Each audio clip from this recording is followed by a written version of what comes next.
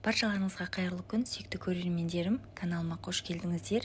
Бүгін сіздерге жұмсақ болып шығатын, тапсырысқа да жасауға болатын күлше нандардың рецептісін ұсынамын.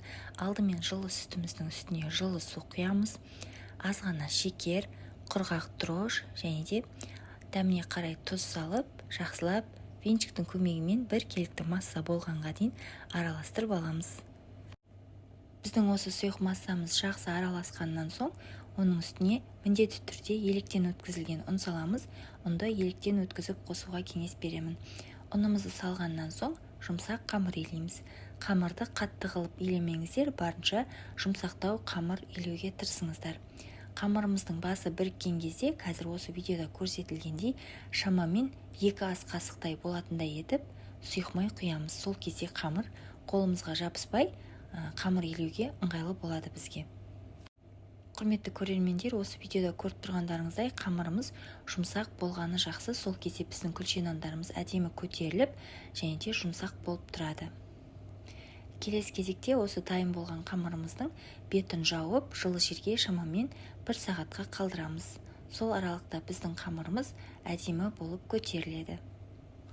Құрметті көрермендер, егер видео ұнап жатса, рецепт пайдалы болып жатса, менің каналымның алға қарай дамуына өз үлесіңізді қосып, каналға тіркеліп, видеоға лайк басып, өзіңіздің пікірлеріңізді астына жаза кетсеңіздер, өте қуанышты болар едім.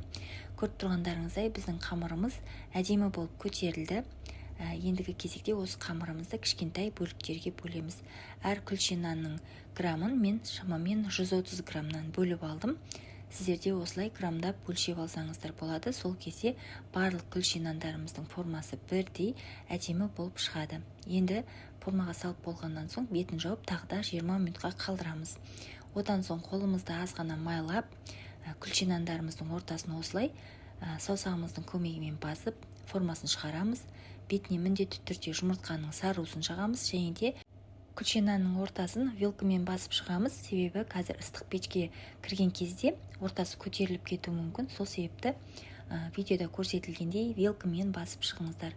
Жұмыртқаның сары-уызын жағып болғаннан соң өзіңіздің қалауыңызша ақ күнжіт, қара күнжіт сепсеңіздер болады.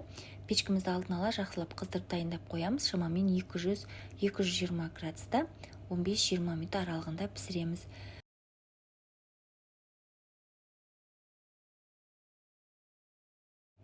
Құрметті көрермендер, көріп тұрғандарыңыздай біздің күлше нандарымыз дайын болды. Дәл осы рецептпен менде 12 дана күлше нан шықты.